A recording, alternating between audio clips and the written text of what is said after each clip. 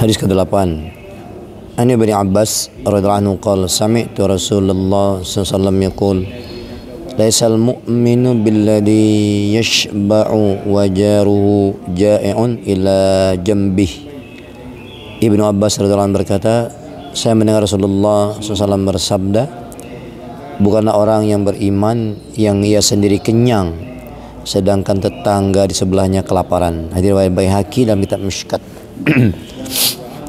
Ibnu Abbas radhiyallahu anhu berkata, saya mendengar Rasulullah SAW bersabda, bukanlah orang yang beriman yang ia sendiri kenyang sedangkan tetangga di sebelahnya kelaparan. Hadis riwayat Baihaqi dalam kitab Mishkat. Keterangan, orang yang mempunyai cukup makanan untuk mengenyangkan perutnya sedangkan tetangga di sebelahnya ada yang kelaparan, sangat tidak patut ia berbuat seperti itu. Seharusnya ia mengurangi makannya untuk menolong tetangganya itu. Dalam sebuah hadis Rasulullah SAW bersabda, tidaklah beriman kepadaku orang yang menghabiskan malamnya dalam keadaan kenyang dan ia tahu bahwa tetangga di sebelahnya kelaparan. Targhib. Dan sebuah hadis yang lain Rasulullah SAW bersabda, pada hari kiamat banyak manusia yang akan memohon kepada Allah SWT sambil memegang ujung baju tetangganya. Wahai Allah, bertanyalah kepadanya, karena dia telah menutup pintunya dan ia tidak memberiku sesuatu yang lebih dari keperluannya. Wahai Allah, bertanyalah kepadanya, karena ia telah menutup pintunya dan ia tidak memberiku sesuatu yang lebih dari keperluannya. At-Targhib. Disebutkan dalam sebuah hadis bahwa Rasulullah SAW bersabda, wahai manusia, bersedekahlah, aku akan menjadi saksi atasnya pada hari kiamat. Mungkin ada di antara kalian orang yang pada malam hari masih mempunyai sesuatu yang berlebih setelah dia kenyang, sedangkan saudara sepupunya menghabiskan malamnya dalam keadaan lapar. Dan mungkin ada di antara kalian orang yang selalu menambah hartanya padahal tetangganya yang miskin tidak dapat mencukupi keperluannya. Kanzul Ummal. Disebutkan dalam sebuah hadis yang lain bahwa Rasulullah SAW bersabda, cukup bagi seseorang untuk dianggap bakhil jika dia berkata, aku akan mengambil hakku sepenuhnya, sedikit pun tidak akan aku sisakan. Kanzul Ummal. Cukup bagi seseorang dianggap bakhil jika dia berkata, aku akan mengambil hakku sepenuhnya, sedikit pun tidak akan aku sisakan. Kanzul Ummal. Maksudnya ketika ada pembagian, ia selalu berpikir untuk mengambil haknya sepenuhnya, baik dari saudaranya atau dari tetangganya. Tanda kebakhilan lainnya adalah mempertahankan barang yang tidak ada harganya, padahal jika barang itu jatuh ke tangan orang lain, ia tidak akan mati kelaparan. An Ibnu Umar wa Abi Hurairah radhiyallahu anhuma qala Rasulullah SAW, udhibatim ra'atun fi hirratin amsakatha hatta matat minal ju' falam takun tut'imuha wala tursiluha fatakula min khasyasil ardi. Ibnu Umar dan Abu Hurairah radhiyallahu berkata bahwa Rasulullah SAW bersabda,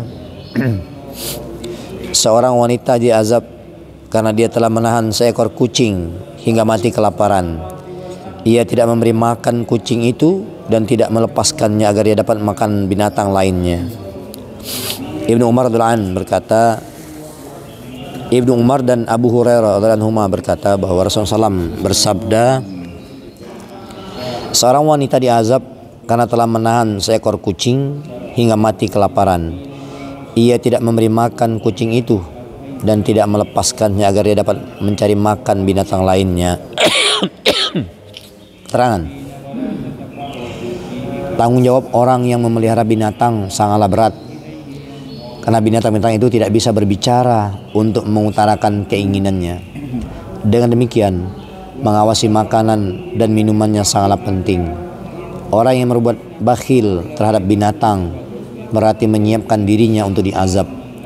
Banyak sekali orang yang senang memelihara binatang, tapi dia tidak mampu mengeluarkan harta untuk membeli rumput dan biji-bijian untuk memberi makan binatang itu. Diriwayatkan dari Rasulullah SAW dalam beberapa hadis dengan matan yang berbeda agar kita takut kepada Allah dalam hal memelihara binatang. Ketika Rasulullah SAW sedang dalam perjalanan, beliau melihat seekor onta yang perutnya menempel di punggungnya karena lapar atau kurus. Maka Rasulullah SAW bersabda, takutlah kepada Allah Subhanahu wa ta'ala mengenai binatang-binatang yang tidak dapat berbicara ini. Tunggangilah ia ketika dalam keadaan sehat, sembelihlah dia ketika dia dalam keadaan baik. Jika buang air besar, Rasulullah SAW biasa pergi ke hutan, kebun, atau di balik sebuah bukit. Suatu ketika beliau pergi ke sebuah kebun untuk menunaikan keperluan tersebut. Ketika tiba di tempat itu, Rasulullah SAW melihat seekor onta, dan begitu unta itu melihat Rasulullah SAW, ia menangis dan air mata bercucuran dari matanya. Pada umumnya setiap orang yang tertimpa musibah, bila melihat orang yang peduli dengan kesusahannya, maka hatinya akan merasa senang.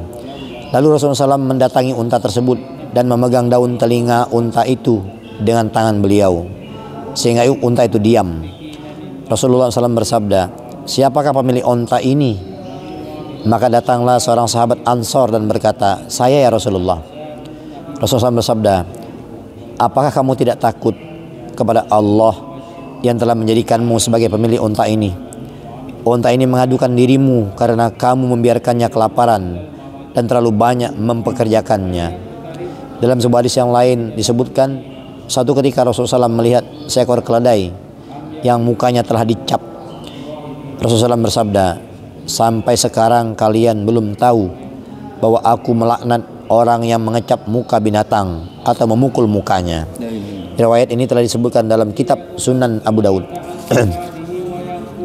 Di samping itu dalam beberapa riwayat lainnya juga terdapat peringatan supaya tidak teledor dalam memelihara binatang.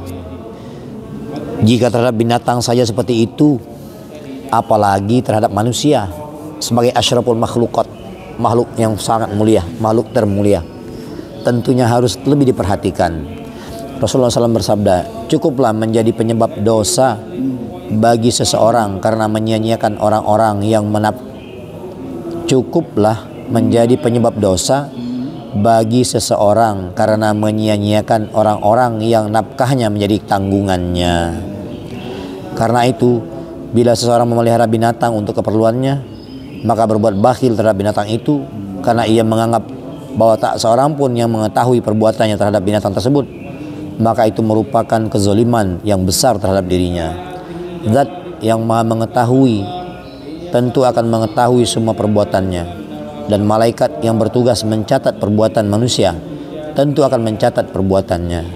Betapa zalimnya orang yang berbuat bakhil kepada binatang yang dipakai untuk membajak sawah, diambil susunya, atau untuk membantu pekerjaan lainnya.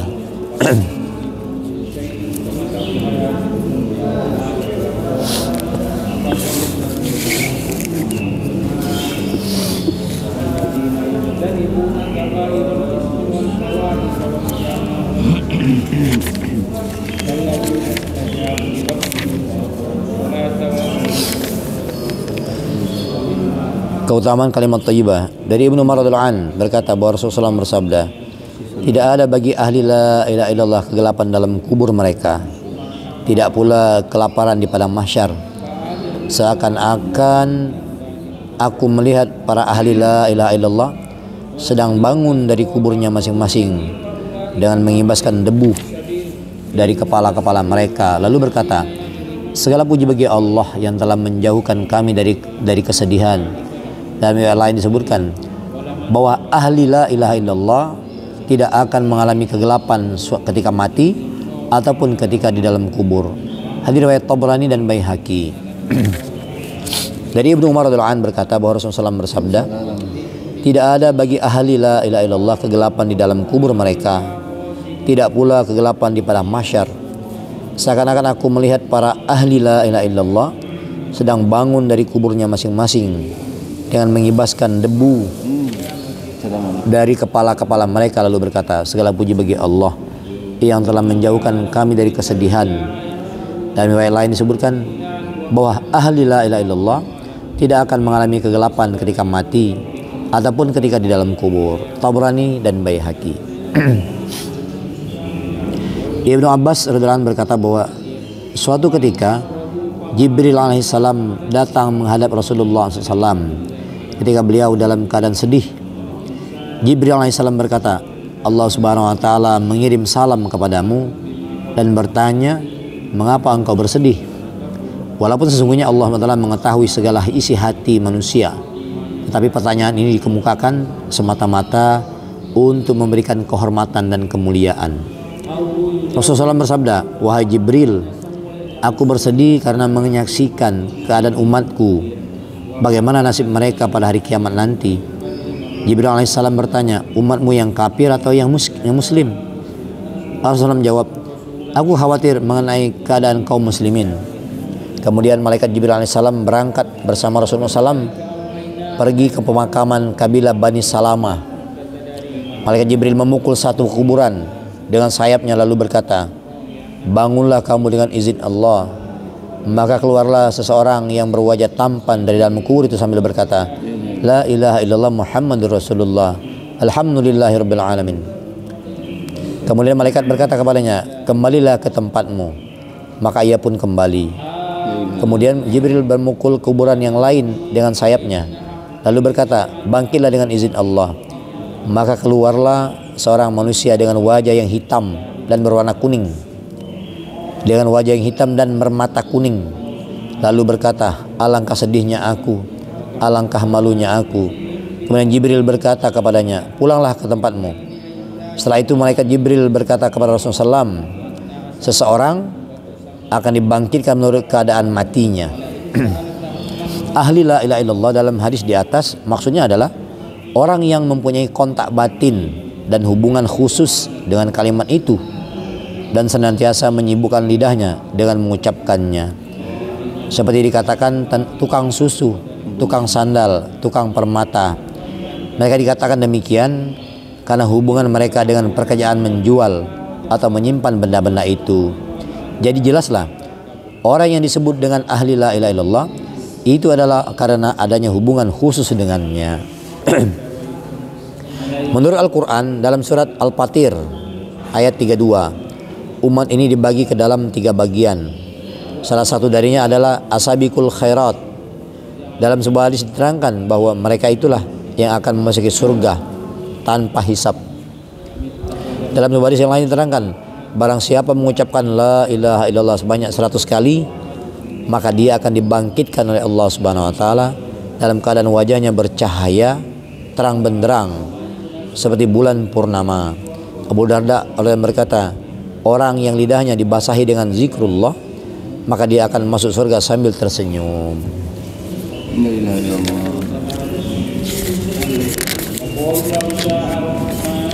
Lagi. Dari Abdullah bin Amr bin As radhiyallahu anhu berkata bahwa Rasulullah SAW bersabda, Allah SWT akan memanggil seorang umatku di hadapan seluruh malaikat seluruh dunia dan dihadapkan kepadanya 99 buku catatan amalnya. Setiap buku itu besarnya sejauh mata memandang. Kemudian Allah bertanya, apakah engkau Kemudian Allah SWT bertanya, apakah engkau mengingkari dosa-dosa ini?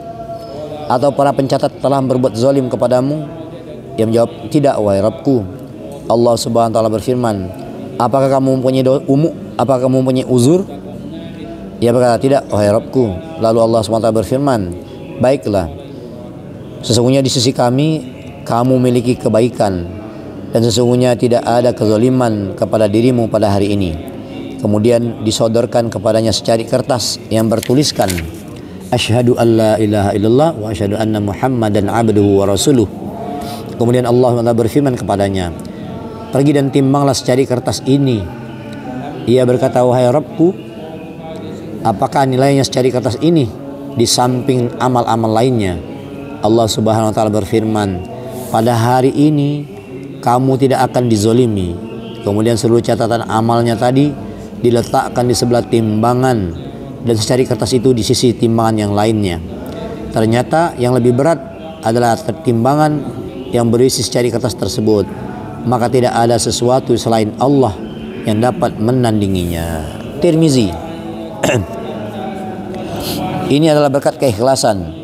Walaupun kalimat thayyibah itu dibaca hanya sekali, tapi dengan ikhlas, maka sudah dapat melebihi buku catatan amal yang syarat dengan catatan-catatan dosa. Oleh karena itu, janganlah menghina seorang muslim. Jangan pula menganggap dirinya lebih mulia daripada dirinya. Janganlah pula menganggap dirinya lebih mulia daripadanya. Kita tidak dapat mengetahui amal manakah yang diterima oleh Allah SWT dan dapat melepaskan dari kesulitan dan di hari hisab. Juga kita tidak dapat mengetahui amal kita yang dibangga-banggakan itu diterima oleh Allah atau tidak. Dalam sebuah hadis lain diceritakan bahwa dahulu ada dua orang di kalangan Bani Israel, yang seorang ahli ibadah, seorang lagi pendosa. Si abid ini selalu menghina si pendosa dengan mengatakan, tinggalkanlah aku mau beribadah pada Rabbku. Pada satu hari si abid tadi dalam keadaan marah berkata, demi Allah, sekali-kali kamu tidak akan diampuni. Maka Allah SWT mengumpulkan keduanya di dalam arwah, lalu mengampuni si pendosa karena dia tidak pernah putus asa dari rahmat Allah SWT. Sedangkan si ahli ibadah itu disiksa karena sumpahnya yang terlalu berat. Allah SWT berfirman, sesungguhnya Allah tidak mengampuni dosa syirik dan dia mengampuni dosa yang selain itu bagi siapa yang dia kehendaki. An-Nisa ayat 116. Oleh karena itu, siapapun tidak berhak mengatakan si fulan itu tidak akan diampuni dosanya di sisi Allah SWT. Tidak boleh seorang pun yang berkatakan si fulan itu tidak akan diampuni dosanya di sisi Allah SWT. Akan tetapi bukan berarti tidak boleh menegur seseorang karena perbuatan dosanya. Banyak ayat Al-Quran dan beratus-ratus hadis memperingatkan bahwa jika seseorang tidak menegur atau mencegah orang lain dari perbuatan jahat, ia pasti akan disiksa. Berulang kali pula diterangkan dalam sejumlah hadis, barang siapa melihat kemungkaran dilakukan di hadapannya kemudian tidak mencegahnya padahal dia mampu, maka ia akan terkena azab dan siksaannya. Masalah ini telah diterangkan dengan panjang lebar dalam risalah kami dalam Fadilah Tablik. Di sini juga terdapat masalah yang sangat penting yang harus kita perhatikan secara sungguh-sungguh, yaitu jika ahli agama yang wara' menganggap seseorang yang berdosa sebagai ahli neraka jahanam, maka anggapan ini sangatlah membahayakan dirinya. Demikian juga jika orang-orang jahil beranggapan bahwa setiap orang boleh diikuti dan dijadikan guru, walaupun dengan terang-terangan mereka telah melewati batas-batas agama, maka sikap itu akan lebih berbahaya lagi. Rasulullah SAW bersabda, barang siapa menghormati dan memuliakan ahli bid'ah, berarti dia telah membantunya meruntuhkan agama. Diterangkan dalam sejumlah hadis bahwa pada akhir zaman akan lahir Dajjal, sang penipu dan sang pendusta yang mengemukakan kepada manusia hadis-hadis yang tidak pernah didengar sebelumnya.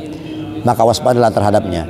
Jangan sampai ia menyesatkanmu dan melemparkanmu ke dalam kancah fitnah dan kerusakan. Insya Allah yang mulia, apa kita baca, kita dengar, mudah-mudahan menjadi i'tibar, niat amal, niat menyampaikan.